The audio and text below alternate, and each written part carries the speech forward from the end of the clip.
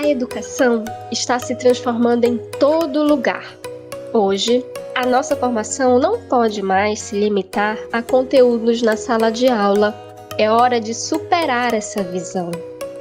O ensino médio precisa se conectar com a ideia de formação humana integral do indivíduo.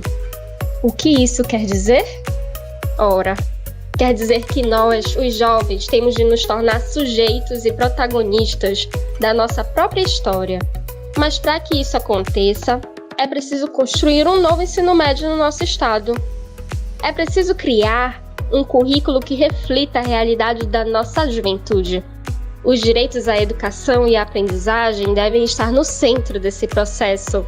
Por isso, nós, alunos do ensino médio, pedimos que você, gestor, técnico, diretor, coordenador pedagógico, participe da elaboração da proposta curricular do Pará para o ensino médio. Fique atento ao site e às redes sociais da Secretaria de Estado da Educação. Lá você encontra todas as informações sobre como acessar as plataformas e participar da consulta pública e dos webinários, que serão realizados em salas de discussão online por meio de GTS. Participe! Nós agradecemos!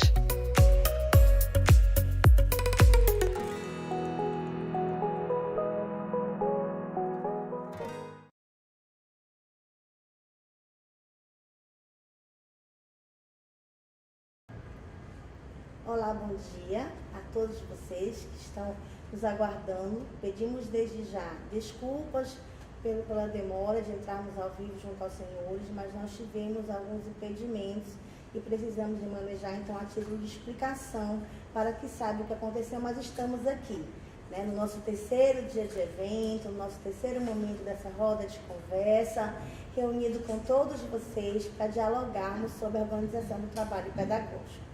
Essa é a sexta sessão do documento, é a última sessão do documento. Por que ela veio ao final?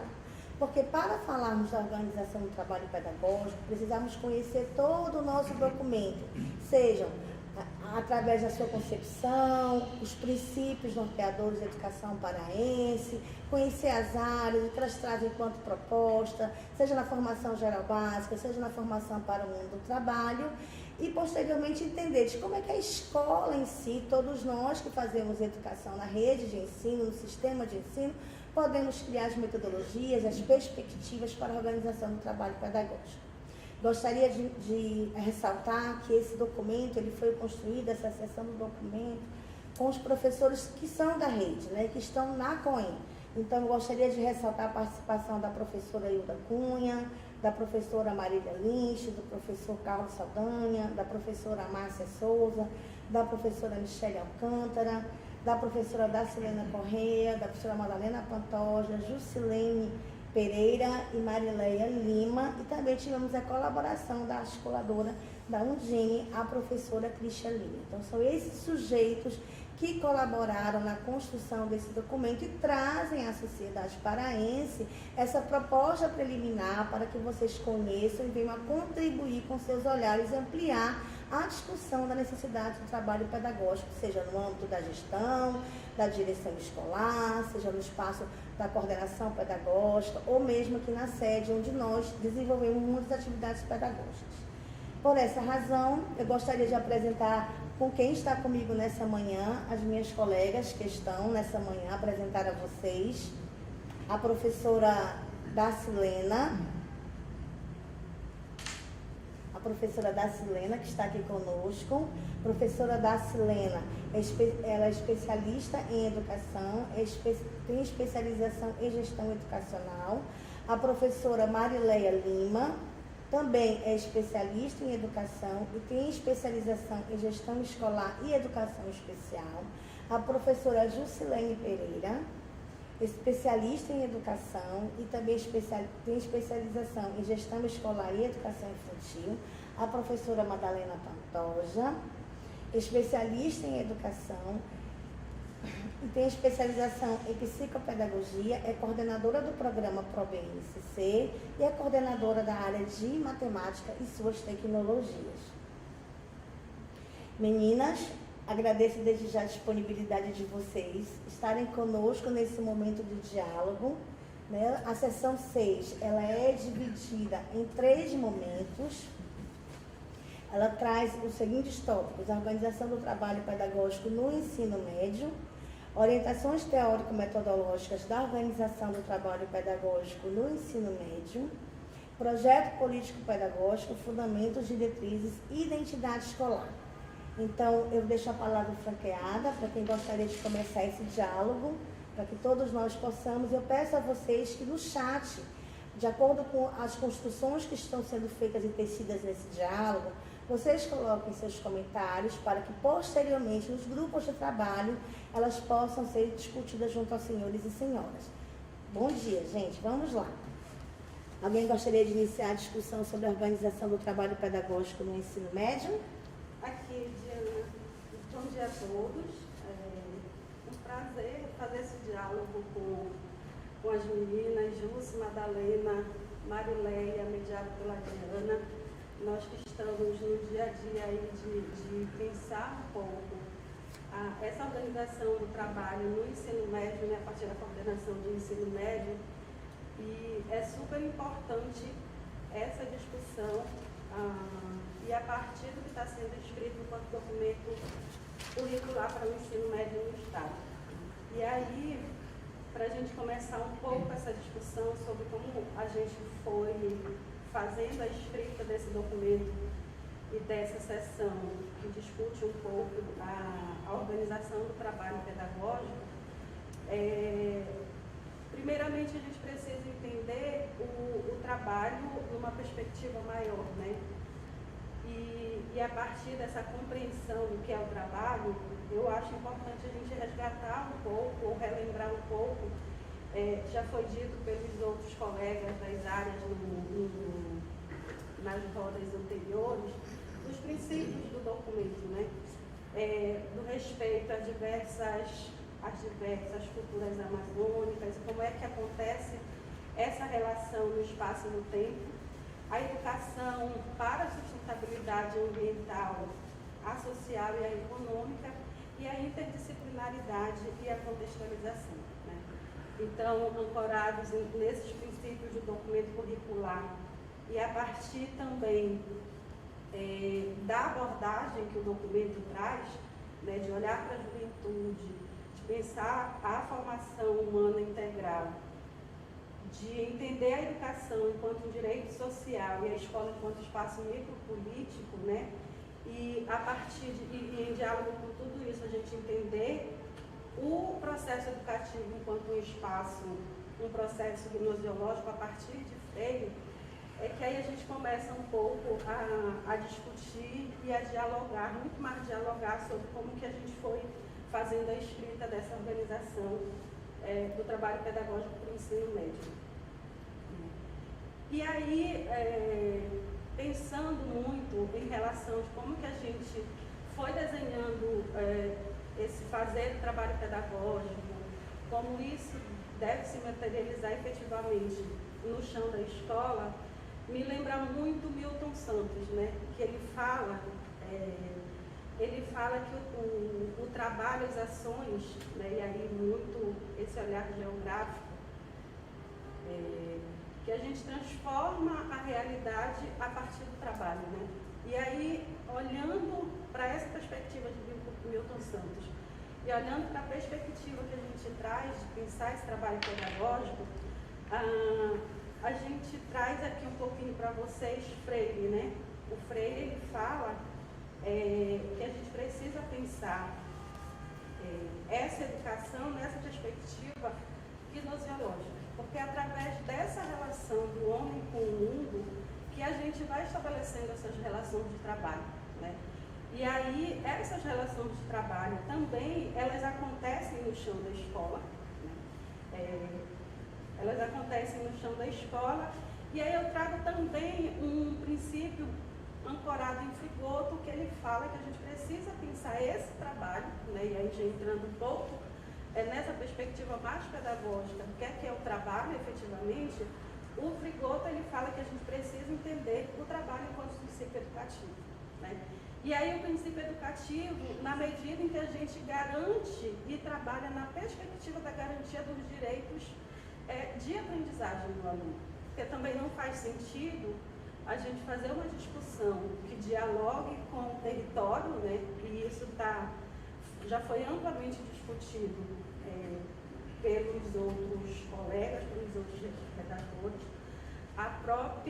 O próprio documento, ele traz muito forte essa perspectiva de diálogo com o território, com a juventude amazônica, e aí não dá para a gente pensar formação humana integral que não faça esse diálogo com o território, com essa juventude que está nos nossos mais diversos territórios, e de como que todo esse entrelaçamento, essa inter-relação que está lá na concepção do documento, ela nos ajuda a pensar essa organização para esse novo ensino médio que a gente está desenhando, que está pensando para o Estado.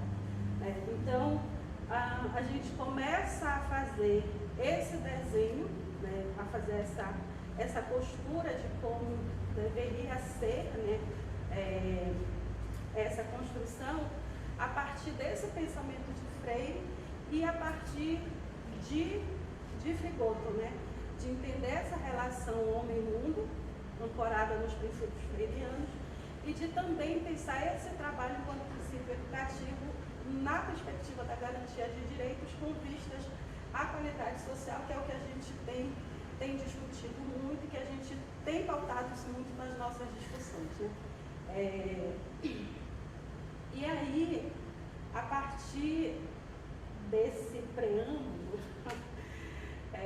a gente precisa pensar essa organização numa perspectiva maior, né? Porque a gente fala de diversidade, a gente fala de território, a gente tem essa perspectiva da formação humana integral, mas não é só ter a perspectiva, a gente precisa verificar, né, e empreender esforços para que isso de fato aconteça, né? Porque aí quando a gente pensa em juventudes amazônicas, a gente precisa pensar em que medida essa organização do trabalho pedagógico que nós estamos pensando para esse documento curricular e para o ensino médio, ela vai garantir efetivamente que essa diversidade que nós temos nas nossas escolas, seja no campo, na cidade,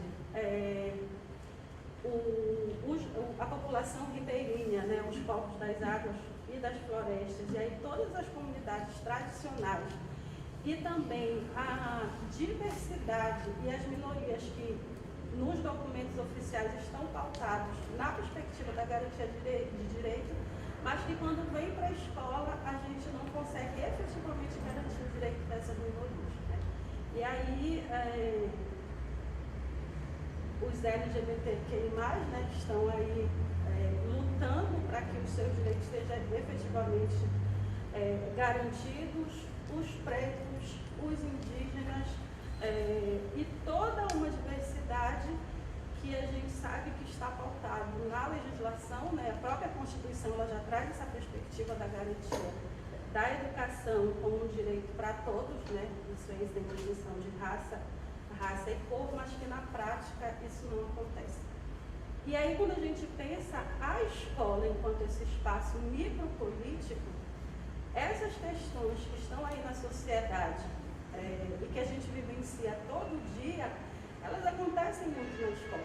E nem sempre quem está à frente, quem está gestando a escola, quem está pensando a coordenação pedagógica da escola, faz esse diálogo, né, com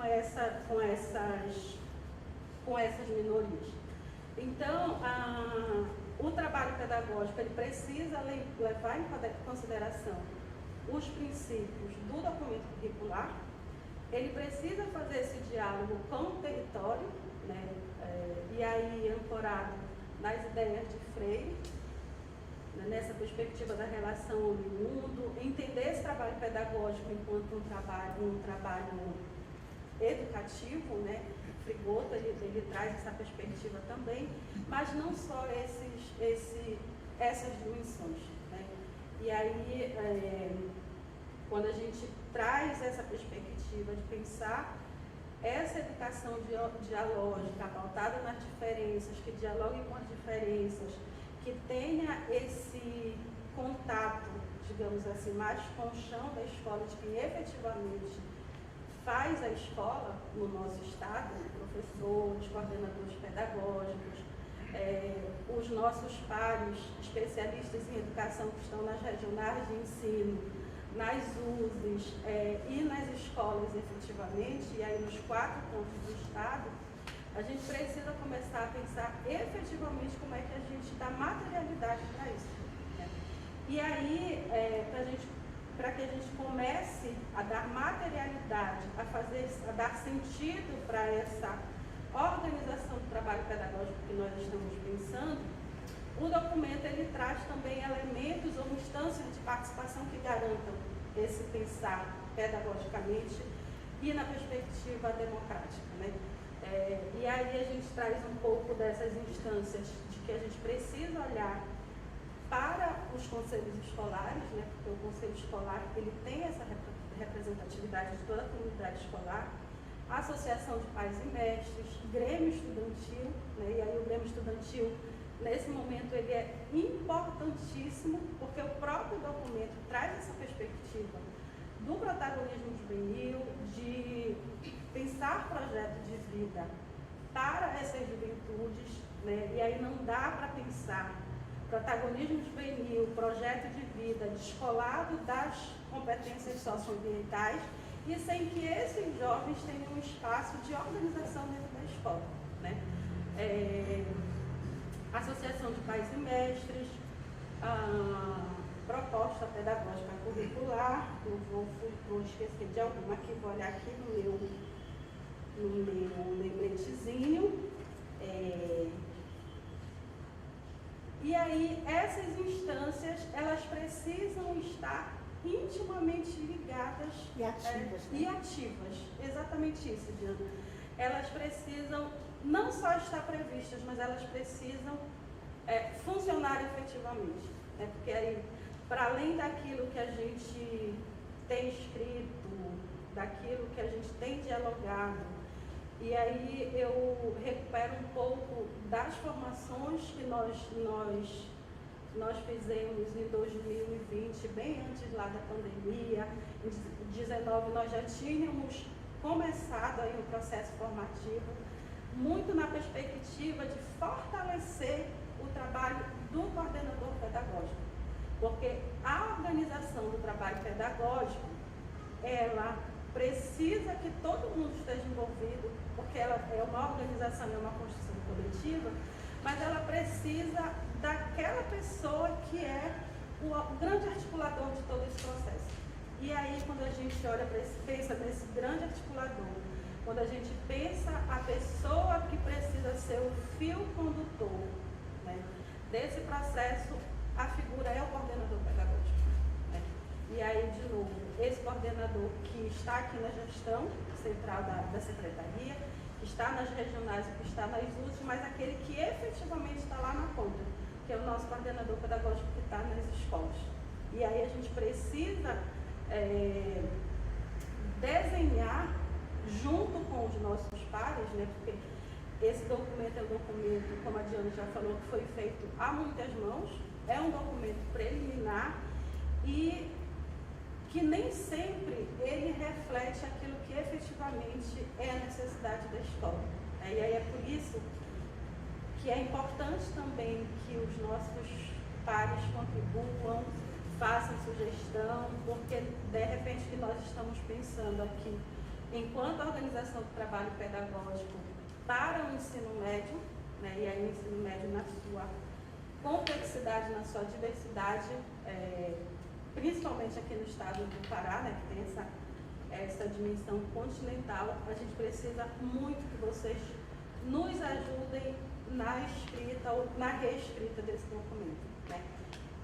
Eu acho assim que para começo é isso, né, e aí a gente vai dialogando com as meninas, mas para a gente disparar essa discussão de organização do trabalho pedagógico, de como efetivamente essa organização precisa se dar na escola do ensino médio e dentro das escolas do ensino médio, à luz do documento curricular que está sendo escrito, a gente precisa começar a pensar e a refletir sobre esses elementos, né? As meninas trazem outros elementos também que nos ajudam a ampliar essa discussão e aí a gente vai dialogando, tá bom? Obrigada, Dacilena. Nada. A Dacilena chama-nos a atenção para a organização do trabalho pedagógico, é o primeiro ponto dessa seção 6, onde ela traz uma coisa que é percebível, são a questão dos princípios.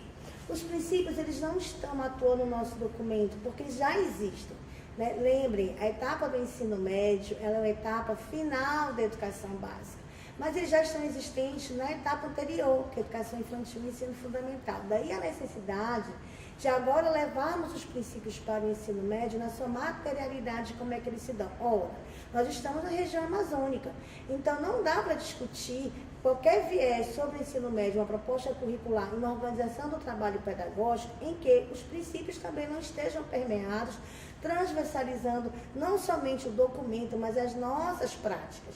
As nossas práticas de planejar, as nossas práticas de organizar, as nossas práticas de pensar. Dá essa materialidade. Quando eu falo de respeito às diversas culturas amazônicas e suas relações no espaço e no tempo, o documento curricular do Estado do Pará é um documento de sistema. Então, a gente não poderia ficar exclusivamente voltado à realidade da rede estadual, mas também não pode se deixar de perceber a realidade do Estado.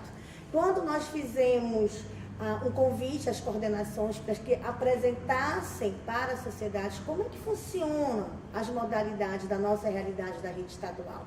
É porque nós entendíamos que eles têm as propriedades para dizer de como está o ensino médio, né? E daí eles que podem nos ajudar nessa seção 6 a dizer como é que a organização do trabalho pedagógico pode efetivamente atendê-los. Achei muito interessante quando a Darcy traz isso e diz, a nossa lente foi até aqui, né? Num grupo de pedagogos, de colegas que colaboraram com essa construção, a nossa lente ela conseguiu ir até aqui, mas a gente precisa, por isso que é um chamamento quase que diário, quase que constante, que toda a sociedade, seja das diversas redes de ensino, da própria sede, das nossas coordenações, contribuam. Porque o olhar da gestão pedagógica, ela não passa apenas pelo pedagógico, ela passa também pelo financiamento, ela também passa pela organização do tempo, ela passa por outros elementos de gestão que impactam no pedagógico. Mas o pedagógico, ele tem que ter sua identidade.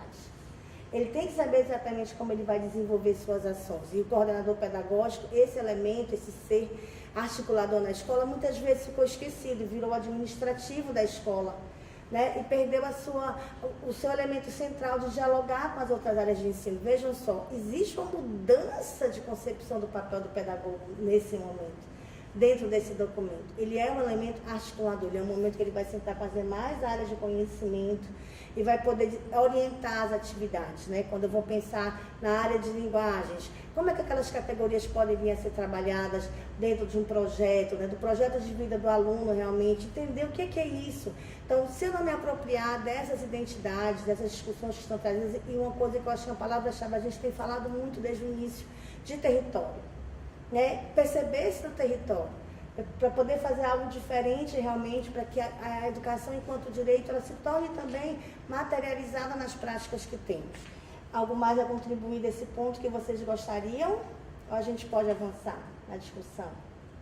Podemos avançar. Ok, então vamos lá. O segundo ponto do nosso documento são as orientações teórico-metodológicas da organização do trabalho pedagógico no ensino médio. Onde vocês gostariam de nos ajudar a dialogar?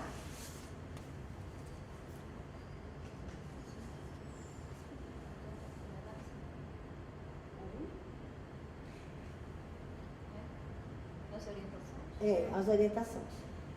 Nós vamos falar com relação às orientações do trabalho pedagógico, que é o 6.2, né? Que Isso. faz referência ao documento, ele tem 4 tópicos, né? E um dos tópicos ao qual ele se refere é o principal, o primeiro é a gestão pedagógica da escola do ensino médio.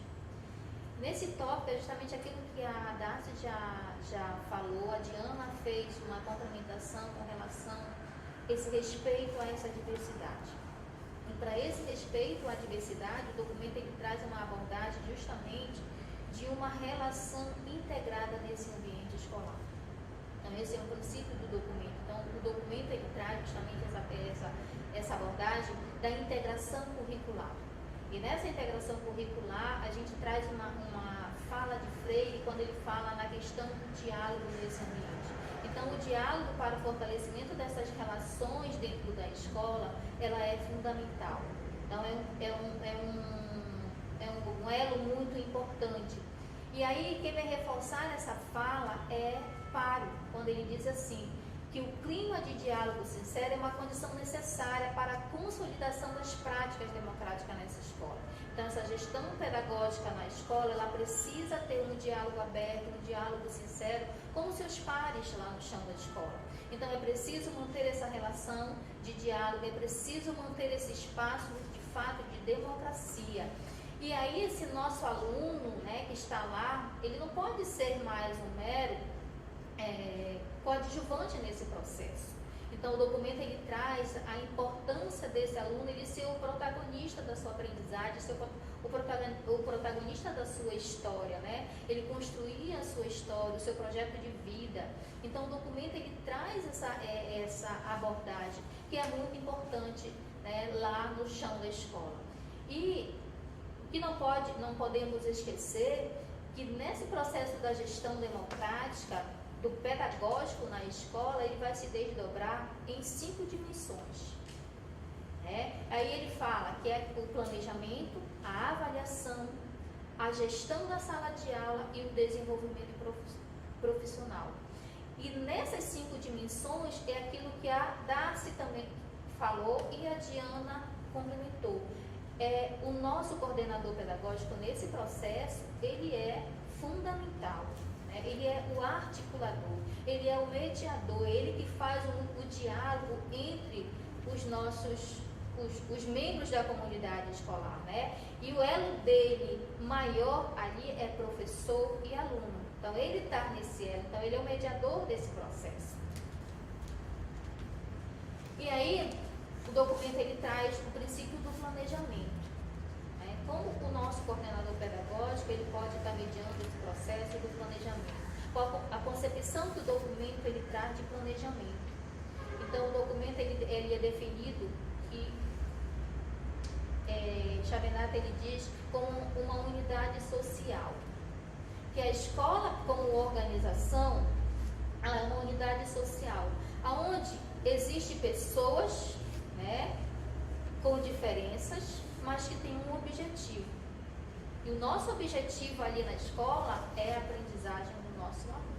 Então, ele precisa ser alcançado. E aí é como se fala no projeto de vida, que deve fazer parte desse planejamento.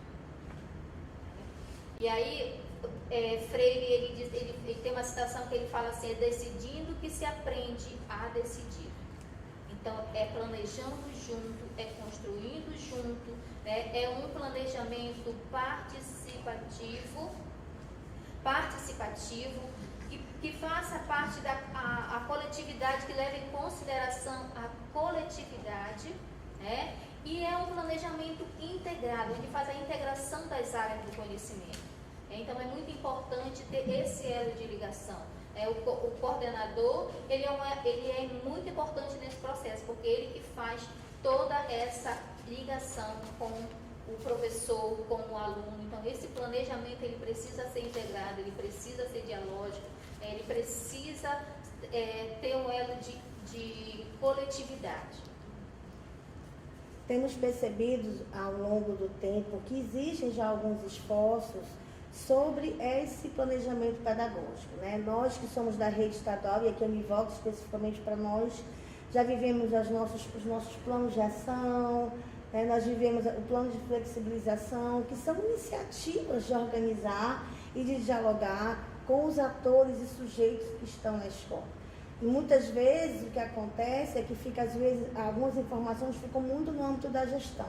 Sim. Mas quando a gente está falando de currículo, que é uma política curricular que impacta diretamente na sala de aula, no processo de ensino-aprendizagem desse aluno, né? E muda a forma do professor também trabalhar, porque o professor também em área de conhecimento terá que sentar junto e discutir, planejar e identificar aquele momento determinado conteúdo, onde é que seu campo de saber se apresenta. Isso ressignifica. O pedagógico, por sua vez, ao orientar aos professores a essa construção, precisará estar atento ao cotidiano da aprendizagem daquele aluno, para identificar onde estão os sucessos, onde estão as dificuldades e fazer essa mediação.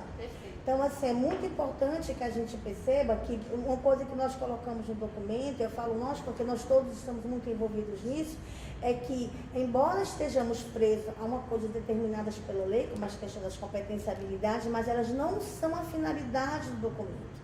A gente não quer o aluno competente A, nem com a habilidade dele, né? A nossa discussão sócio-histórica, ela permite que esse sujeito, é por isso que nas falas da Darcy, na fala da Marilé, vem colocando esse aluno como protagonista. Não quer dizer que o professor não seja o protagonista, não quer dizer que o pedagógico não seja o protagonista, todos são.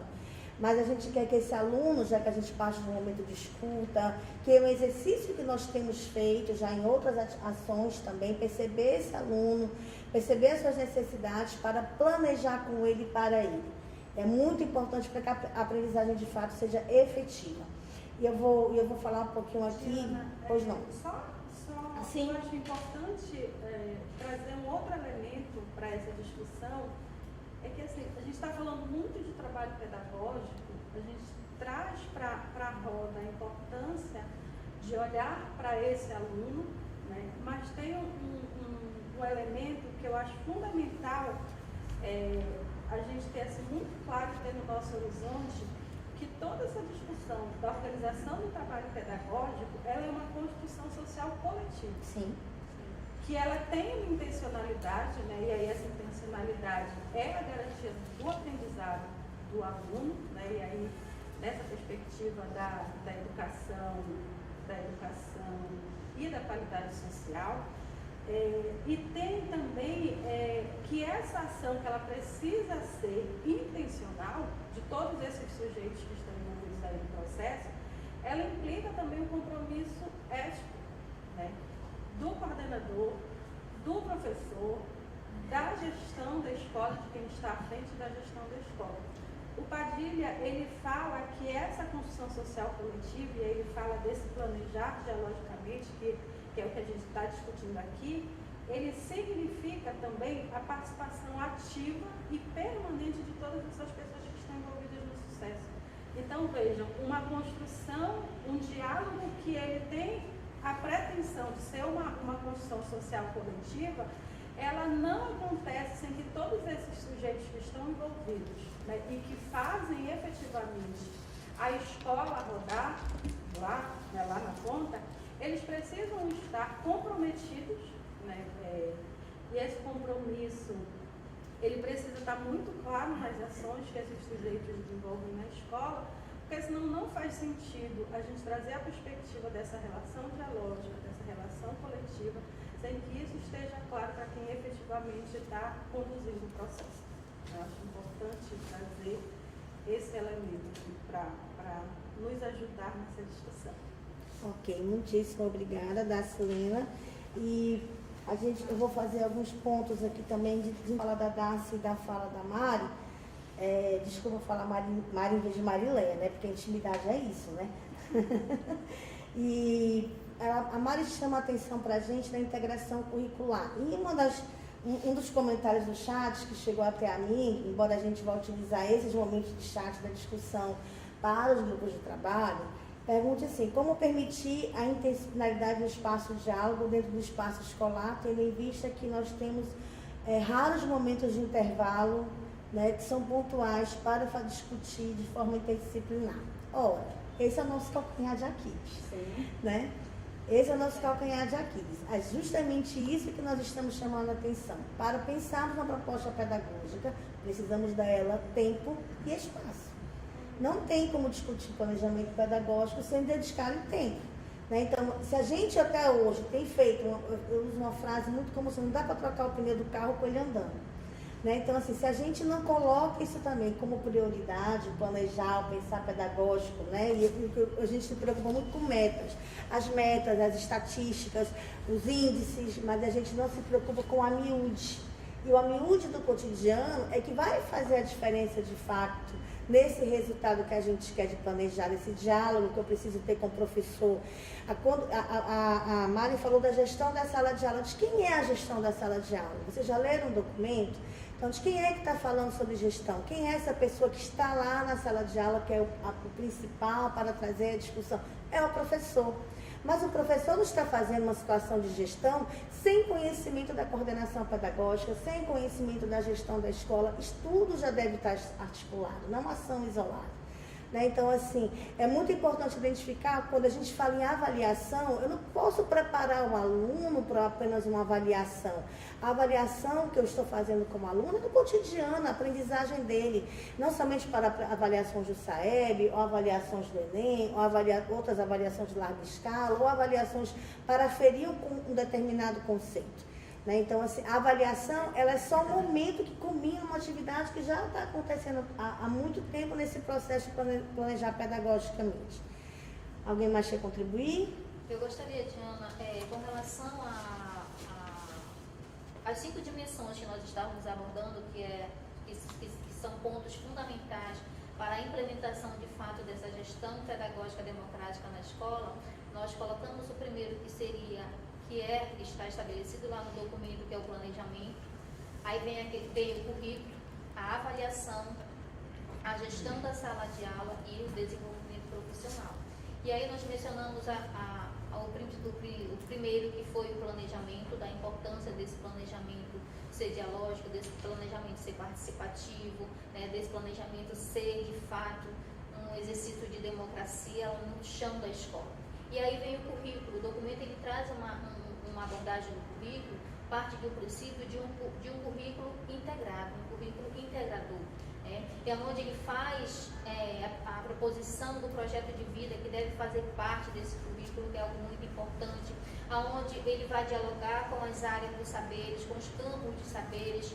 E aí tem a questão também da interdisciplinaridade e da contextualização. Então é muito importante que esse currículo integrado ele tenha esse elo de ligação. É preciso conhecer o chão da escola. A Darcy colocou uma palavra territorialidade. Então é preciso conhecer esse território, é preciso conhecer as pessoas que estão envolvidas nesse processo. Então o aluno ele não pode ser excluído desse processo, ele precisa fazer parte. É preciso conhecer a realidade, né, as diferenças que existem no chão da escola. E aí nós temos a terceira dimensão, que fala da avaliação. Como é que o documento traz essa abordagem da avaliação? Essa avaliação processual, essa avaliação contínua, essa avaliação formativa, né? Onde a LDB ela já estabelece que o qualitativo ele deve se sobrepor ao quantitativo.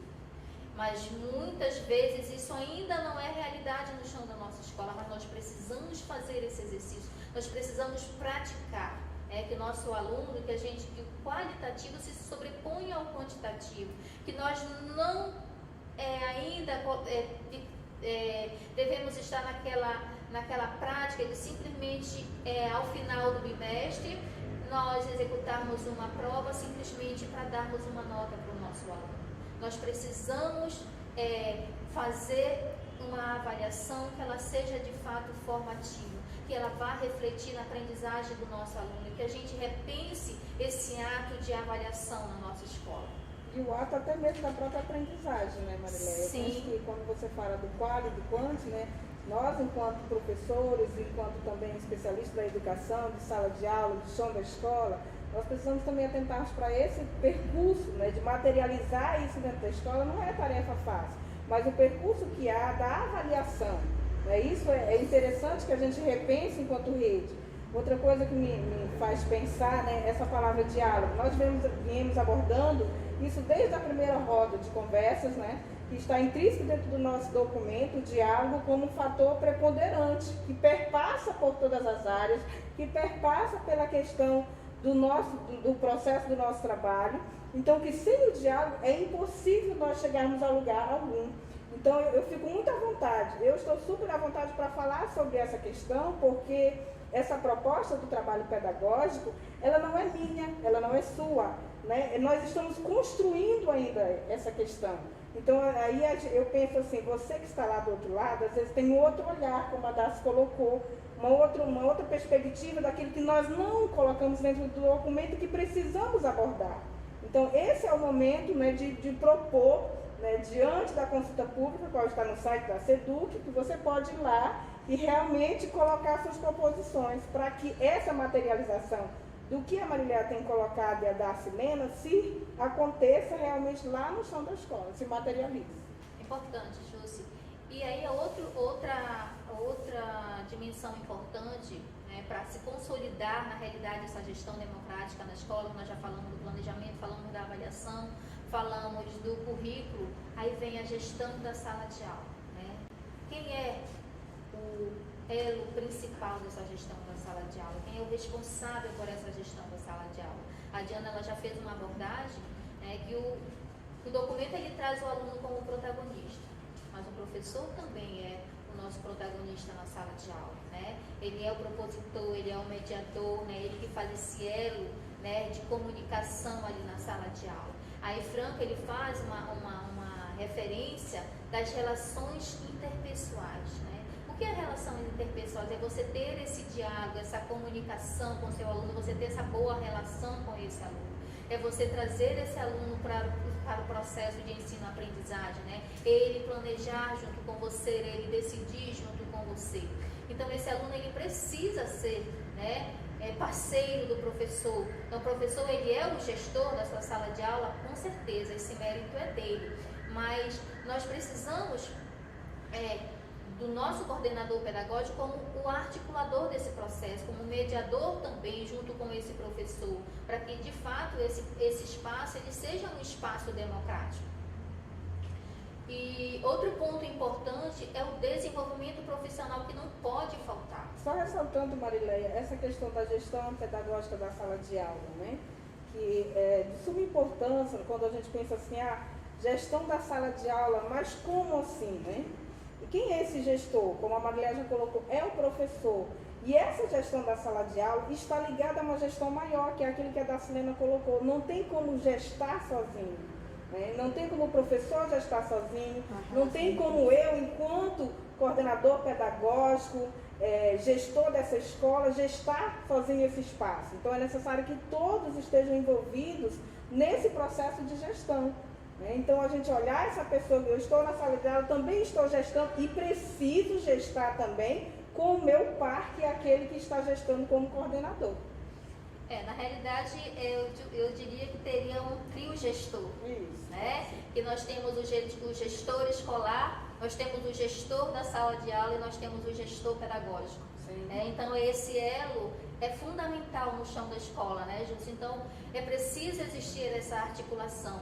E aí, quando a gente vem com a quinta dimensão, a gente traz esse desenvolvimento profissional. Mariléia, eu queria só contribuir aí na gestão, que eu acho assim, que é super importante. Sim. Historicamente, a gente tem visto um desvio das finalidades do coordenador pedagógico na escola, né? E aí o que acontece é esse coordenador, na maioria das vezes, ele faz tudo menos o pensar pedagogicamente a escola, né? E isso tem um impacto muito grande nesse fazer pedagógico, né? E aí quando a gente pensa nessa gestão da sala de aula, dentro dessa perspectiva maior e dentro dessa construção que ela é social e coletiva, o coordenador, que ele tem esse papel, ele é o cara que vai articular as questões pedagógicas dentro da escola. O professor, nesse sentido, ele é o cara da sala de aula, né? E ele sendo o cara da sala de aula, ele também precisa ter muito claro o que é que ele vai fazer dentro desse espaço. Vejam, nós não estamos tirando e nem desviando finalidade de ninguém. A gente está falando que essa construção, essa organização do trabalho pedagógico, ela é coletiva, mas que cada sujeito que está dentro dessa construção coletiva, ele tem um papel muito bem definido. o coordenador ele precisa ter claro as suas atribuições, o professor precisa ter claro as suas atribuições dentro da sala de aula e em outros espaços que aconteçam o processo de ensino-aprendizagem, porque o aprender e o ensinar não acontece somente na sala de aula, e aí ele precisa ter muito claro isso, porque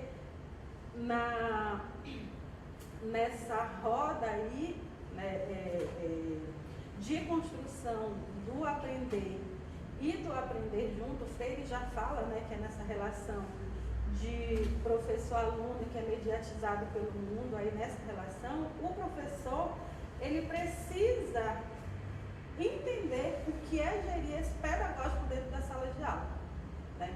Porque aí a gente fala muito da organização do trabalho pedagógico, daquilo que é específico do coordenador pedagógico, do gestor escolar, mas tem uma especificidade que é do professor. E ele precisa ter muito claro o que efetivamente ele vai fazer, o que é que ele vai gestar lá no espaço da sala de aula que é dele. Ele que é o cara da sala de aula, nessa relação mediada com os alunos e que tem os atravessamentos do mundo e de todos os outros fatores que estão na escola.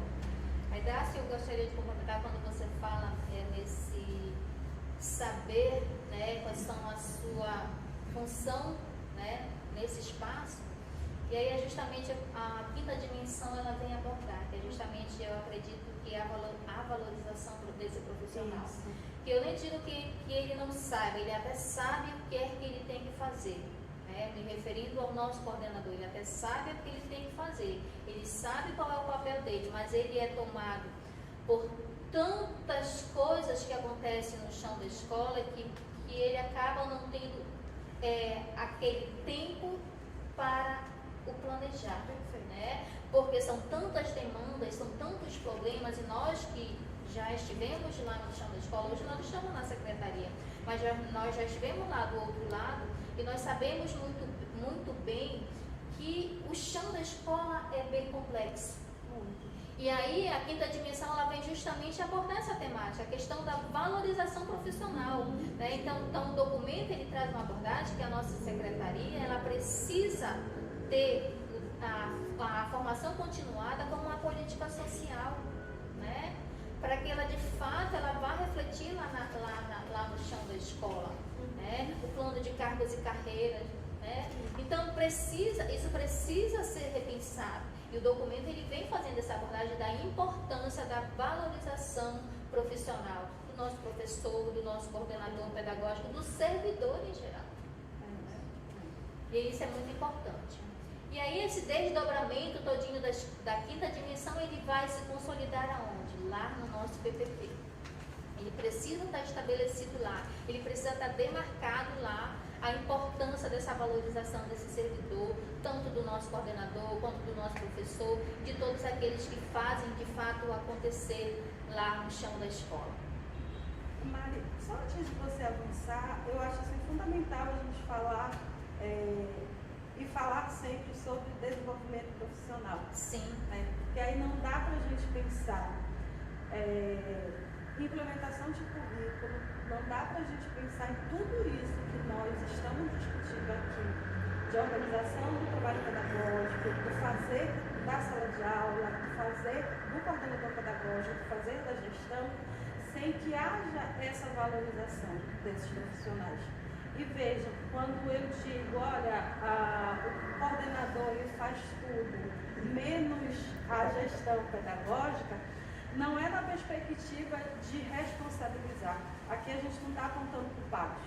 A gente está falando e está chamando a atenção para a necessidade de ressignificar esse coordenador pedagógico que está na escola. Exatamente isso, Júcia, de ressignificar esse sujeito que apoia, que coordena, que orienta junto com professores e gestão da escola, comunidade de alunos, fazer pedagógico na escola.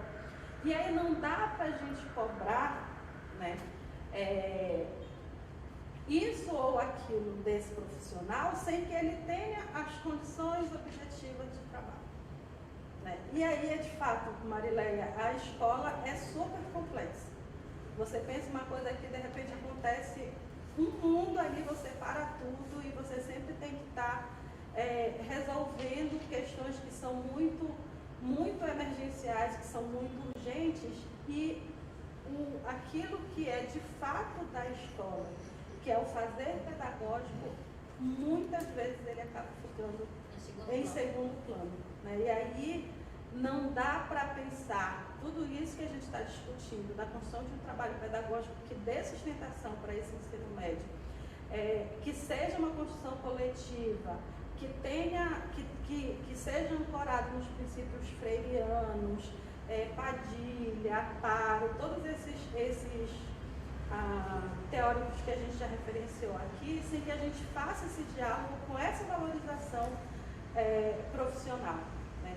E aí nós temos um leque de teóricos que fazem essa discussão da importância da valorização profissional, e essa valorização profissional ela precisa estar ancorada principalmente na formação continuada, né? Na formação continuada, nós precisamos fortalecer processos formativos na escola e fora dela, né? Porque aí não dá para a gente pensar em mudanças, de como que essas mudanças impactam lá na ponta, sem que a gente efetivamente pense processos formativos, e processos formativos eles estão intimamente ligados com o desenvolvimento profissional, né? E aí nós temos aqui no Estado, nós temos leis, né? Para além daquilo que é geral, nós temos leis que elas já apontam para essa valorização. Plano de cargos e carreiras do magistério, o Estatuto do Magistério, que ele é anterior ao PCCR, que é de 2011, nós temos dispositivos legais que eles já apontam para a necessidade da valorização profissional. O que a gente precisa, né, e aí não cabe só a nós, é de como que isso se efetiva, como é que a gente efetivamente garante isso para os profissionais, sejam eles professores, coordenadores pedagógicos, professores e especialistas em educação que estão na função de diretores escolares. Eu acho assim, fundamental a gente pautar a importância e a urgência de pensar essa valorização profissional. Darcilena, antes da Marileia continuar, eu acho muito importante essa colocação da Darcilena no sentido da gente olhar a escola enquanto território em ato de formação. Que essa formação continuada que a Darcy está falando é aquela que está durante o nosso processo em trabalho. Estamos lotados numa secretaria e pouco temos, de fato, formações. Então, a gente não pode deixar, eu acho que agora que nós temos um documento, uma proposta de documento curricular, que vamos ter um documento posto em prática, vai se fazer, não temos para onde fugir. Vai ser necessário, sim, a gente trazer para a roda de conversa a escola enquanto território de formação continuada, que é uma forma também de valorização dos nossos profissionais da educação. O Ibernon ele traz uma ideia que eu acho que é super pertinente, que é muito a partir do que tu falas, Madalena, que é essa relação formação, trabalho e contexto, né? Na perspectiva da inovação pedagógica, vejam, a gente já tem uma formação inicial, mas a gente precisa estar em constante processo de formação. E essa formação, esses processos formativos, eles só fazem sentido quando eles acontecem e eles dialogam com o território que esses sujeitos desenvolvem suas atividades. E a escola, por si só, ela já traz infinitas perspectivas de pensar formação continuada para professores e coordenadores pedagógicos. E aí me lembra um pouco a Gatti. A Gatti ela faz uma discussão muito boa, eu gosto muito dela, e inclusive ela levanta essa bandeira de que a formação continuada ela precisa acontecer no chão da escola. A gente não está dizendo que em outros espaços isso não é possível, mas é ali no chão da escola, é ali onde professores, alunos e os outros sujeitos desenvolvem desenvolvem suas práticas. Materializa isso. É ali, exato, é ali que tudo isso que a gente discute do ponto de vista teórico, daquilo que a gente pensa ser o ideal, aquilo que a gente entende que é o que dá sentido para a educação, acontece. Então, por que não pensar processos formativos a partir do chão da escola e trabalhar nessa perspectiva que o Ibernon traz, né, que é da inovação pedagógica, dessa relação de trabalho, da formação, trabalho e contexto. Perfeito. E aí, Darcy, é interessante que o Ibernon, ele tem várias bibliografias, ele só trabalha, não que ele só com essa temática, mas todas as bibliografias dele, a maioria delas, são voltadas para a questão da formação continuada, da formação dos profissionais da educação, seja no ensino fundamental, ensino médio e superior. E aí, reforçando a questão dessa valorização, ela vem se fortalecer no terceiro capítulo, né? O terceiro ponto. Terceiro ponto da Que importância trata da do gestão, projeto político-pedagógico. da gestão democrática. E aí, o nosso coordenador pedagógico como articulador deste processo, né? E aí, aquilo que a Darcy já falou, que é preciso se repensar, de fato, o papel desse coordenador lá no chão da escola.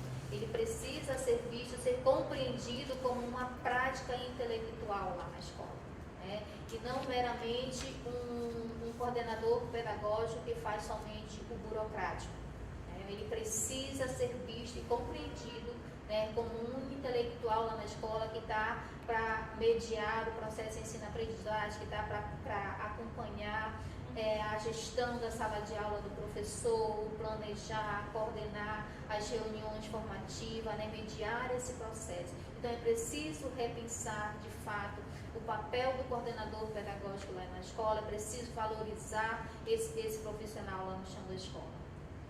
Me lembro, essas falas de vocês, me lembro os processos que nós vivenciamos na própria Secretaria de Educação. Alguns comentários aqui do chat entendam que quando a gente traz a organização do trabalho pedagógico no final do documento, é para chamar a atenção de que nós, que estamos à frente desse processo na gestão pedagógica na escola, precisamos estar atentos ao documento, às etapas anteriores. Porque quando eu for dialogar com as áreas de conhecimento, eu preciso ter um entendimento da proposta da concepção do documento, para eu não me contradizer. Achei interessante uma das falas que disse assim para mim, eu gostei muito da construção, da concepção do documento, espero que realmente aconteça isso. Estamos aqui falando de algo, estamos falando a todo momento que o documento não está pronto. Se permanece ou não o nosso calcanhar de Aquiles, como podemos melhorar? Vocês podem nos ajudar a dizer como melhorar. Nós não estamos trazendo a solução. Não é isso que nós queremos, entendendo que esse documento é um construto de várias mãos. E percebemos que, embora 2020 havia a perspectiva de realizarmos formação junto com vocês e o contexto da pandemia nos impediu, nós nunca deixamos de exercer as nossas atividades da Secretaria. Nós sempre trabalhamos na SEDUC. 2020, 2021, nós nunca deixamos de trabalhar na sede. Nossas atividades elas não foram suspensas, então nós tivemos que construir o documento conjuntamente com as nossas atividades na Secretaria de Educação. Daí que não podemos fazer formações com vocês se tem um documento para apresentá-los. Diferente de outros estados, nós estamos trazendo para vocês um documento robusto, onde apresenta a formação geral básica e uma formação para o mundo do trabalho. E quando vocês lerem a formação para o mundo do trabalho, ele vem falando de uma forma diversificada de entender o currículo. Daí a importância do pedagógico se apropriar cada vez mais dessa discussão. Porque quando eu estiver fazendo a orientação ao meu professor, a orientação ao pai de aluno, que processos são esses de mudança da aprendizagem desse sujeito, eu preciso estar com essas informações apropriadas. Daí, quando eu entender, pode haver uma confusão. Agora temos eixos estruturantes. Como é que eu vou trabalhar a investigação científica dentro da escola? Isso a gente já faz, mas não dentro de um viés, dentro de um projeto, de um campo de saber e prática eletivo ou de um projeto integrado de área de ensino. Então, esse é o olhar. Como é que eu vou trabalhar a pesquisa com uma área de conhecimento? E se eu, enquanto pedagogo, não me apropriar dessas informações, terei dificuldade de orientar os professores. Todos nós viemos de universidades que nos ensinaram a trabalhar nos nossos quadrados. Planejar, muitas vezes, ocorre numa semana pedagógica e de uma forma, muitas vezes, superficial, onde nós não conseguimos nos apropriar. O documento está disponível para nós há um mês. Quantos de nós conseguimos ler o documento? Quantos de nós conseguimos sentar com os nossos pares a área de matemática? Está acontecendo nos GTs. Em novembro, eu falo isso em particular, porque eu fui uma das pessoas que fiquei na responsabilidade de encaminhar e-mails para vários gestores, várias coordenações de ensino, para chamar várias instâncias, as universidades, para dialogar enquanto sistema. E nós tivemos muito percalços. Pedimos para trocar para o e-mail institucional, mas a pessoa não validou o e-mail institucional. Então, assim, nós fizemos esse esforço. Não, como já houve uma discussão há um tempinho, vamos fazer essas rodas de conversa para refrescar a memória. Acreditamos que as pessoas já leram o documento e elas vão para o GT com mais proposições. Infelizmente, isso não aconteceu, não tem acontecido. Então, assim, o momento da consulta agora é um momento que a gente precisa realmente parar o que está fazendo e dar prioridade a esse momento. Já que vai impactar nessas falas que estão dizendo, na jornada de trabalho. Precisamos, a gente deseja, a gente quer, mas essa não é uma decisão da equipe que escreve, a decisão que está numa instância superior à nossa, que é a Secretaria de Educação no nosso caso. Porque as outras redes, como esse é um documento de sistema, elas vão ter autonomia para decidir a melhor estratégia para a implementação do documento curricular. Mas todos nós, sejamos das diversas redes que estejamos, temos o pedagógico, temos o coordenador pedagógico, temos o técnico pedagógico. E todos nós entramos praticamente no mesmo concurso. E sabemos que pouco recebemos formações, né, para desenvolver nossas ações pedagógicas, sejam elas no campo de especialista em educação aqui na sede, sejam elas lá no campo da escola como coordenador pedagógico, ou seja, como especialista em educação no campo da USE e da UNE. Quem trabalha em outra rede, às vezes recebe mais formações nas redes privadas ou na rede federal, qual está lotado, do que na própria rede estadual. Daí a importância de entendermos que não é que a gente está trazendo um novo, a gente não está trazendo um novo, nem uma ideia nova, nem inventando a roda. Não é esse o objetivo da função do trabalho pedagógico, mas dizer que sem a organização do trabalho pedagógico, não conseguiremos executar o que já foi abordado pelas áreas para melhorar o processo de ensino e de aprendizagem do nosso aluno. Né? E a questão do PPP, do Projeto Político Pedagógico, que alguém mais deseja dialogar, eu vou deixar essa fala para o final, mas eu chamo a atenção o seguinte, a gente já está fazendo planejamentos pedagógicos há muito tempo, mas às vezes ainda permanece na incumbência de um, de dois, de um pequeno grupo. Né? Então, está na hora de nós agora sentarmos enquanto equipe, eu e vocês, aí que estão do outro lado, somos uma equipe pedagógica da SEDUC. Está pedindo realmente agora que vocês unam as mãos junto conosco e nos ajudem a melhorar o documento. As nossas perguntas não são fechadas. Existem coisas nos nossos formulários que é discordo, concordo, parcialmente, mas lá tem respostas abertas. É nesse momento que a gente quer colher essas impressões que vocês nos trazem para melhorar esse documento que ainda está sendo escrito. Tá? E aí, meninas, eu gostaria de passar para vocês o terceiro ponto, para a gente dialogar um pouquinho mais sobre o projeto político-pedagógico, fundamentos, diretrizes e a identidade escolar. E aí eu puxo um pouco para o que a Diana acabou de mencionar, né, sobre essa questão de invenção da roda, né, que é uma frase já bem, né, clichêzinha, que de vez em quando a gente utiliza, né, em vários espaços.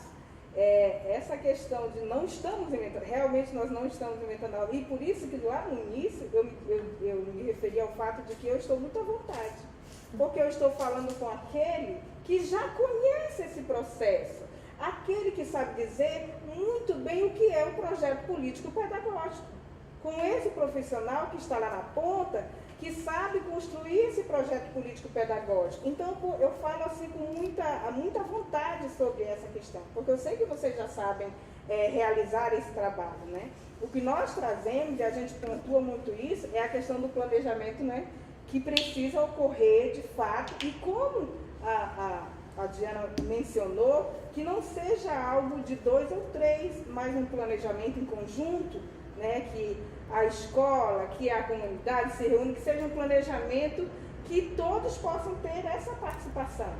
E dentro do material do qual nós estamos trazendo, aqueles que já leram sabem disso, que ele está pontuando sobre vários tipos de planejamento, né? O que é o planejamento, o PPP, o projeto político-pedagógico, a questão do planejamento da sala de aula, né? Então ele perpassa por todos esses fatores. Então, assim, é muito importante quando a gente pensa assim, com um planejamento dialógico.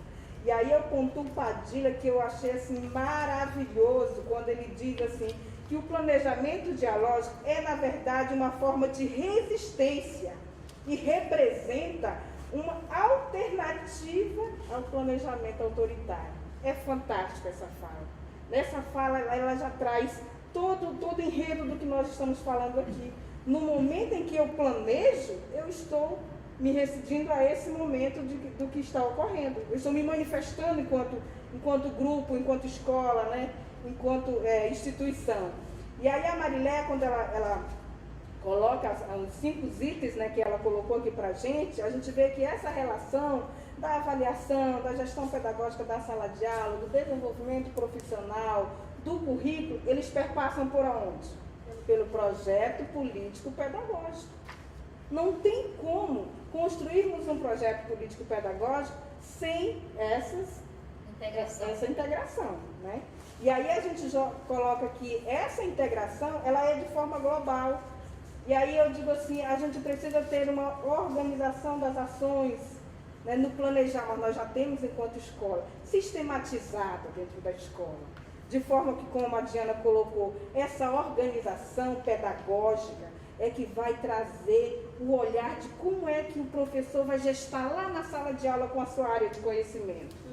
E é por isso que justamente essa organização está no final do documento, porque ela vai alinhar junto com esses profissionais de que maneira nós vamos dar essa praticidade dentro da escola, né?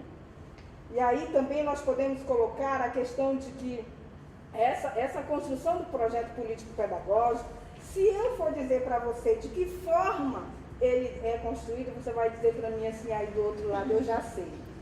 Isso aí a gente já sabe. Padilha, Gadotti, tudo falam sobre isso. Marília pontua a avaliação, você vai me dizer que Jussara Hoffmann já fala sobre essa questão, né? E a gente já conhece isso. E é por isso que eu continuo pontuando um planejamento dialógico. Porque é exatamente essa construção, é esse sentar, é construir, é dialogar, né? E quando a Diana coloca assim, quem de nós realmente já leu o documento por inteiro? Você já sentou com as áreas de conhecimento da escola, já dialogou sobre isso? De que forma nós podemos pontuar e contribuir com esse documento? É um documento, como ela coloca, um documento de rede. Então nós precisamos dar as nossas contribuições favoráveis para que depois a gente olhe e diga assim, é um documento robusto, mas é um documento robusto igual ao Estado do Pará. Essa fala a gente precisa ter no final, né? Então aí quando a gente fala de projeto político-pedagógico, a gente precisa se perguntar assim, a intencionalidade educativa. Porque tudo que nós colocamos até aqui, ela culmina numa pessoa, no processo de ensino e aprendizagem. O objetivo maior de todos é atingir aquele que está lá na ponta, né, que é o aluno. Então, o projeto político-pedagógico, uma das questões que precisamos fazer é qual a intencionalidade educativa? Qual é a intencionalidade educativa dessa instituição? Qual é a intencionalidade educativa dessa escola, né? E aí a gente perpassa por todas as questões que a gente já colocou aqui, de gestão escolar, gestão da sala de aula, né? O ensino e a aprendizagem, o diálogo de as suas diversas categorias, porque não há como construir um projeto político-pedagógico sem a manifestação e o diálogo das diferentes categorias que compõem essa instituição. Não há como construir algo sem essa dialogicidade, né, dos profissionais de dentro da escola. E algo que é muito interessante, que tem sido colocado desde a primeira roda de conversa, a juventude. Que juventude é essa? Aí eu pergunto para a Madalena. Qual é o papel da juventude, Madalena, no meio desse processo todo? Antes de eu iniciar te respondendo, Jússia, essa questão, Eu acho interessante que fiquei para o final e aí eu fui pegando muitas falas que vocês trouxeram, né? E aí todas essas reflexões, elas me levam assim, eu fiz muitas anotações, né? Eu vou ficar o tempo todo no indo e vindo aqui no nosso papel. E aí então, a gente precisa refletir, diante de tantas coisas que vocês trouxeram para a gente, uma proposta curricular que de fato ela seja permeada por diversas oportunidades educativas adequadas ao contexto e ao território que o nosso aluno está inserido. Então, quando a gente traz as diferentes instâncias colegiadas para essa discussão, a gente traz também, precisa junto com essa discussão, com essas instâncias colegiadas que tantos já colocaram, não vou repeti-las, a gente também precisa estar articulando os dispositivos legais, os dispositivos normativos e junto com as concepções pedagógicas para estar repensando esse currículo como forma de favorecer a reescrita desse PPP, desse nosso projeto político-pedagógico, onde a compreensão do aluno, que é o protagonista do processo de formação, bem como o trabalho docente orientado pelo planejamento integrado, os aspectos que devem ser considerados dentro desse contexto escolar, muitas vezes, ideologicamente, ele é heterogêneo, contraditório. Sim. E aí eu trago uma reflexão aqui, do jeitinho que ele diz assim, eu vou ler para vocês, ele diz: a escola é parte integrante de um contexto social e precisa ser pensada dentro deste contexto, exercendo seu papel mediador na construção e produção do conhecimento. É importante reforçar que a nossa escola não tem se constituído como produtora de conhecimento, mas tem sido mero instrumento de manipulação nas mãos de governos elitistas e conservadores. Além dessa situação contraditória, a escola ela pode influenciar processos de mudanças, processos de superação dessas contradições que apontam para a melhoria das relações sociais. Então, neste sentido, a escola que nós temos é a escola que é a mediadora do interesse do capital no momento.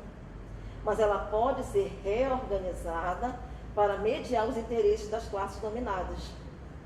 E aí, isso me lembra ainda, me traz duas autoras que são Evangelista e a Chiroma, né? Que elas trabalham nessa perspectiva da gente ter um projeto contra-hegemônico.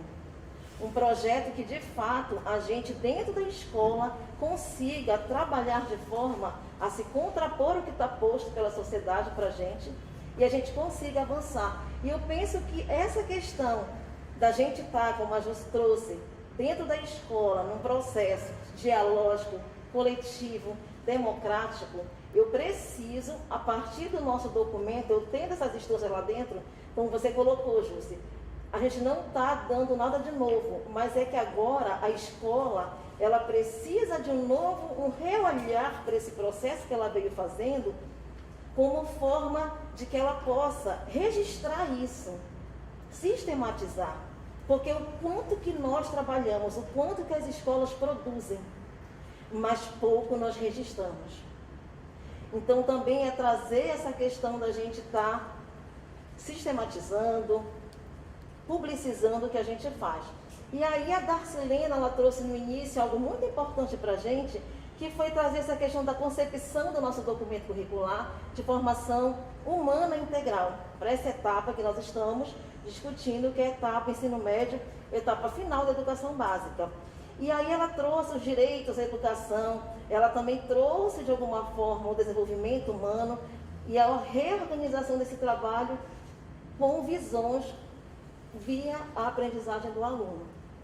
E dentro dessa reorganização aí do trabalho pedagógico, a gente precisa ter um olhar muito criterioso, como a Jússi, em outras palavras, colocou, sobre as ações que conduzem esse processo dentro da educação escolar, como os princípios regulatórios, né? A gente precisa compreender esse contexto a partir dos marcos referenciais, das legislações que estão postas, que constituem a educação brasileira.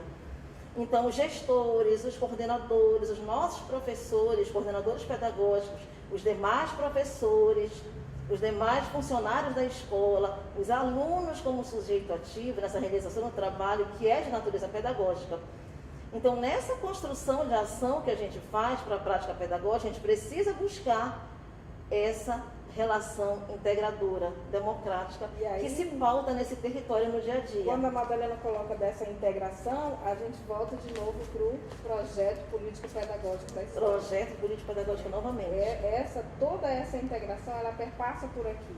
E aí vocês perceberam que a gente não ficou citando a legislação nós já conhecemos. A gente sabe que na LDB, nos seus artigos 12, 13, 14, ela fala sobre o projeto político-pedagógico. O Plano Nacional de Educação, na sua meta 19, também fala sobre a gestão democrática. Então nós não ficamos citando, mas isso está citado dentro do nosso documento. E com uma proposta também de como construir um projeto político-pedagógico também está pautado dentro do nosso documento, citando 3 itens que eu considero que são primordiais, que é o marco institucional, que eu preciso saber aonde eu estou e para onde vou. Se eu não souber aonde estou, qualquer lugar serve, né? Então, a importância de nós descobrirmos esse marco institucional do qual a minha escola está, qual é o espaço que eu estou inserido, qual é o bairro, o que perpassa, como é a construção dessa comunidade. Então, essa questão do marco institucional, que é chamado por muitos aí do outro lado, né? A gente chama muito do diagnóstico. Esse diagnóstico, ele precisa ocorrer antes de construir qualquer coisa. Né? Antes de nós construirmos também esse documento, a gente também parou para sentar e fazer um diagnóstico daquilo que nós já sabemos, da nossa vivência, para sabermos o que pontuarmos dentro do documento. Né? Aí a gente entra na questão do marco referencial teórico, metodológico, as concepções históricas, filosóficas da escola, que precisam ser trabalhadas, a visão de mundo, a função social, o objetivo da aprendizagem. Mas para isso é necessário o quê? O diálogo. A gente não pode deixar de pontuar, né? E aí a gente vai lá para o último ponto que a gente coloca como marco operacional, que são o quê? As estratégias. As estratégias de como é que eu vou fazer com que o marco institucional e o marco referencial se materializem no marco operacional. Então, aí é o momento de realmente pensar as estratégias desse PPP, desse projeto político-pedagógico. Como é que eu vou desenvolver? Quais são as metodologias para desenvolver? A estabelecer metas, e aí nós já colocamos aqui várias questões em relação à questão da aprovação, da reprovação, são metas que normalmente a gente atribui a essa construção que são necessárias, mas que também tem outras coisas que perpassam por dentro do interior da escola que precisa estar pontuada dentro do projeto político-pedagógico. E aí eu preciso ver como é que eu faço para fazer esse marco operacional se realizar dentro da escola. Júcia, eu gostaria só de fazer uma pontuação quando você fala da importância desse projeto político-pedagógico e do diálogo, né? E aí, esse diálogo é importante, mas é importante também que exista, e é algo que eu já pontuei logo no início, que seja estabelecido no chão dessa escola a relação interpessoal. É preciso ter uma boa relação interpessoal no chão da escola, esse diálogo aberto e sincero, né, com os seus pares, para que de fato seja estabelecido uma gestão democrática no espaço da escola, né, que precisa da participação de todos os envolvidos na construção desse documento. E aí quando você coloca essa questão, só rapidinho, essa questão da inter-relação, né, com o outro, a gente entra, está consta também no nosso documento o clima escolar. Sim. Que é algo que em outro momento nós já discutimos bastante sobre isso, muitos de nós já escutou bastante sobre essa questão do clima escolar. Que clima escolar eu tenho dentro da minha instituição? Que isso também deve ser pontuado dentro do projeto político-pedagógico. Verdade. E aí, falando dessas relações interpessoais, do clima organizacional da escola, eu penso que agora, mais do que nunca, é fundamental que nós trabalhemos as relações interpessoais. Nós estamos em um momento de pandemia, né? Nós estamos em distanciamento social desde março do ano passado. O cenário não é dos melhores, o horizonte não é dos melhores. Todos nós estamos muito adoecidos, né? Porque aí as emoções estão à flor da pele. Todo mundo tem tido perdas quase que diárias de pessoas que são muito próximas, de pessoas conhecidas, de parentes e tudo. Esse processo de perdas, assim, quando a gente acha que vai diminuir, sempre vem mais um, né? E aí, nesse processo de pandemia, de adoecimento, que nós precisamos cuidar e muito da nossa saúde mental, principalmente da nossa saúde mental, senão daqui a pouco nós vamos ter um surto coletivo, se é que já não estamos, né, em um surto coletivo. Essas relações e o fortalecimento dessas relações interpessoais, de olhar para esse clima organizacional da escola é fundamental. E aí eu coloco uma cereja nesse bolo. Quando a gente pensa projeto político-pedagógico, quando a Jussi fala que ela está super à vontade para falar sobre isso, porque nós sabemos fazer. Nós precisamos ressignificar aquilo que nós já sabemos fazer. Né? Professor, coordenador, quando a Jussi traz assim, apaixonadíssima Padilha, de que é preciso fazer esse enfrentamento, quando a Madalena traz também Chiroma e traz outros autores, eu trago o Gadotti como cereja do bolo. Que ele fala o seguinte, que não se constrói um projeto sem uma intenção política. Né? Sem uma direção política, um norte, um rumo. Por isso, todo projeto político-pedagógico da escola ele é também um trabalho político. Né? Entretanto, para que essas escolas tenham essa visão da força política do PPP, é necessário mudança de postura e de mentalidade. Então, tudo isso aqui que nós estamos conversando, que nós estamos dialogando com vocês, só faz sentido se a gente souber que rumo a gente quer seguir.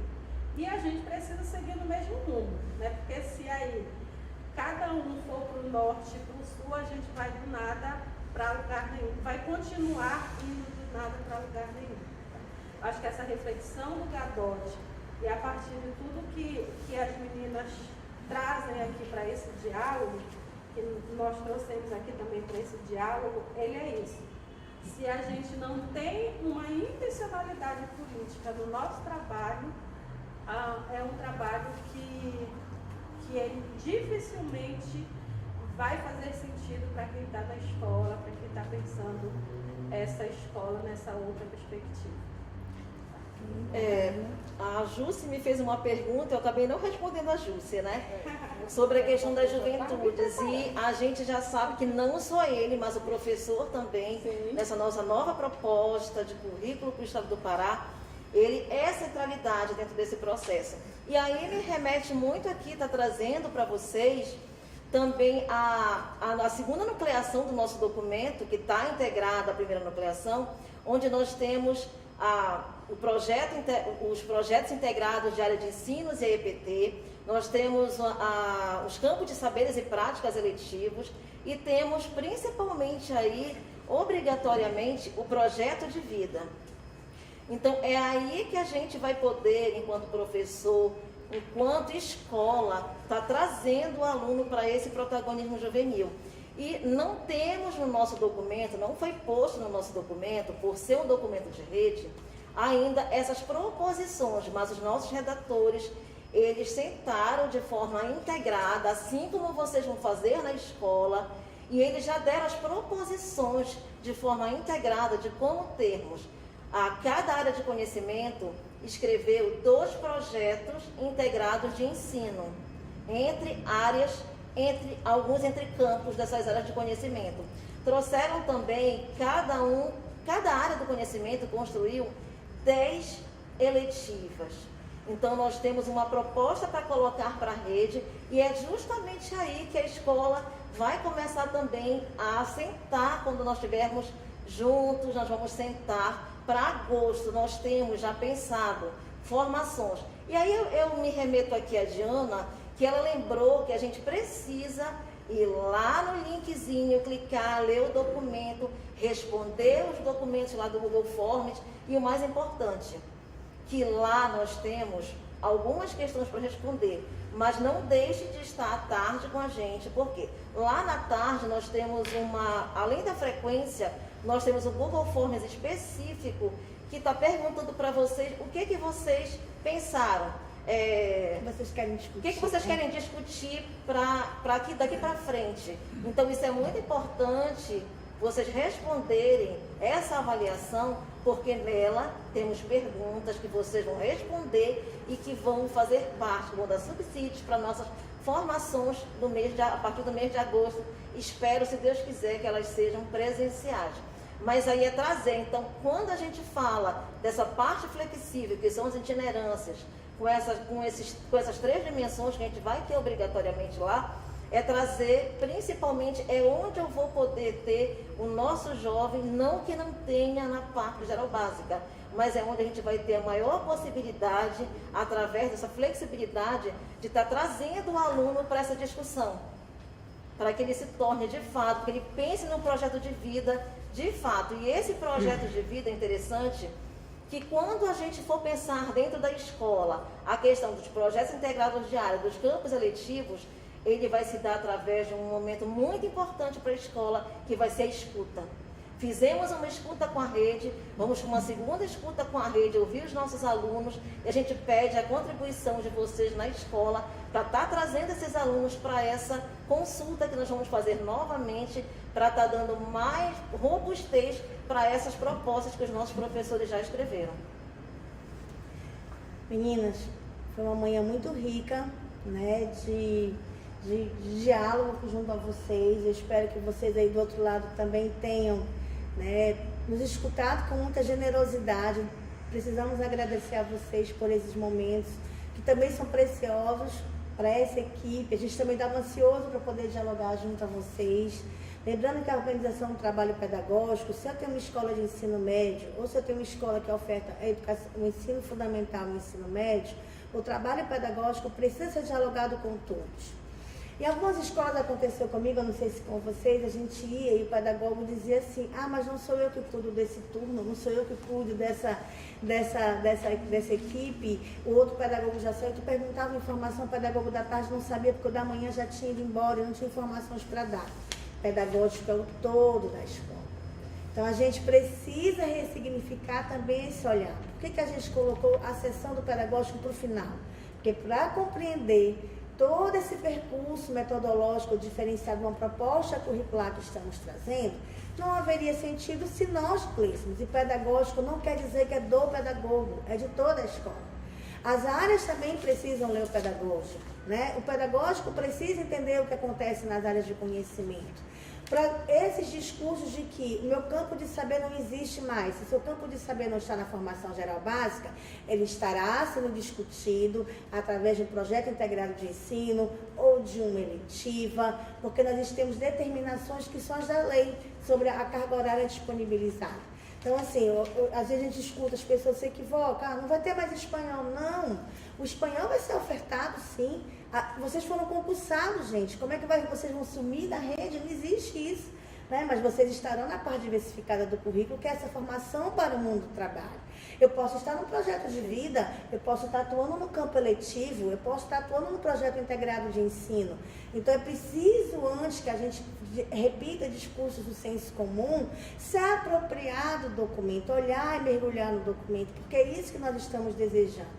Precisamos de contribuições palpáveis, que deem de fato materialidade lá no chão da escola. Tudo isso que as meninas trouxeram foram as nossas impressões, aquela lente que a gente conseguiu alcançar até o momento. Mas vocês é que estão lá na ponta. Vocês é que vivenciam essa prática e podem nos dizer: o diálogo com o professor da área vai ser fácil, vai ser tenso, ele vai poder me ajudar? Quantas vezes, muitas vezes, até a palavra pedagogo ela é usada de uma forma pejorativa, né, para os nossos colegas redatores, ou desculpa, professores, não os redatores, ressignificar o sentido do papel do pedagógico, que muitas vezes virou porteiro da escola, o que toca a campainha, o que faz o ofício, mas ele não é aquela pessoa que é consultada para melhorar um processo avaliativo, melhorar uma relação interpessoal, esse diálogo entre família e escola, melhorar o processo de ensino-aprendizagem do aluno. Então, de fato, as meninas trouxeram nesses 3 pontos que eu volto a falar aqui para vocês do nosso documento. para que vocês chamem a atenção que pensamos que podemos melhorar muito o ensino médio. Eu me lembro que teve uma iniciativa no ano de 2019, que foi o quadro de infrequência. Parece bobo, né? Mas como ele melhorou os nossos indicadores educacionais? Mas isso foi um planejamento. E isso passa por pensar coletivamente em algo que pode vir a melhorar. Então, o nosso trabalho pedagógico é esse, é do dia a dia, do cotidiano. A gente tem que parar de ser beija-flor tentando apagar um incêndio. E essas meninas trouxeram hoje muitas reflexões para a gente. Eu agradeço muito a vocês por essa manhã de diálogo. Eu sei que mais tarde nós estaremos todas juntas nos nossos grupos de trabalho.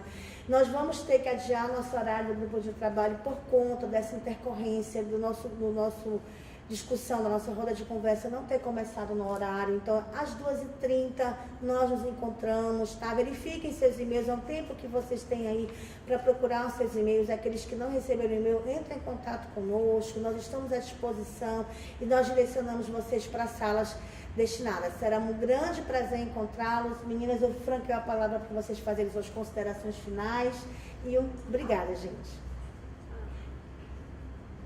Gente, eu acho assim, que foi super importante e potente esse bate-papo com vocês e com os nossos colegas que estão nos assistindo, porque é isso, né? A gente está tão envolvido nas atividades do dia a dia que nós acabamos ficando sem tempo para dialogar, para refletir, para pensar sobre aquilo que dá sentido para a nossa profissão, né? E aí eu gostaria, assim, só para não finalizar a conversa, de trazer um pensamento de Freire, que ele fala que o homem e o mundo é histórico-cultural na medida em que ambos inacabados se encontram numa relação permanente na qual o homem, transformando o mundo, sofre os efeitos da sua própria transformação. Eu acho que eu vejo que esse diálogo, esse documento escrito a muitas mãos, que a gente está pedindo, que nós estamos pedindo a contribuição de vocês, é nesse sentido. É um processo que não está acabado, ele precisa ser mediado nessa relação de homem com o mundo, nos atravessamentos histórico-culturais que nós temos e nessa diversidade amazônica que nós estamos inseridos. Super obrigada pela partilha, obrigada pela escuta de todos, gente. Foi muito importante. Mais? Um abraço, gente. A educação está se transformando em todo lugar. Hoje, a nossa formação não pode mais se limitar a conteúdos na sala de aula. É hora de superar essa visão. O ensino médio precisa se conectar com a ideia de formação humana integral do indivíduo. O que isso quer dizer? Ora, quer dizer que nós, os jovens, temos de nos tornar sujeitos e protagonistas da nossa própria história. Mas para que isso aconteça, é preciso construir um novo ensino médio no nosso estado. É preciso criar um currículo que reflita a realidade da nossa juventude. Os direitos à educação e à aprendizagem devem estar no centro desse processo. Por isso, nós, alunos do ensino médio, pedimos que você, gestor, técnico, diretor, coordenador pedagógico, participe da elaboração da proposta curricular do Pará para o ensino médio. Fique atento ao site e às redes sociais da Secretaria de Estado da Educação. Lá você encontra todas as informações sobre como acessar as plataformas e participar da consulta pública e dos webinários, que serão realizados em salas de discussão online por meio de GTS. Participe, nós agradecemos!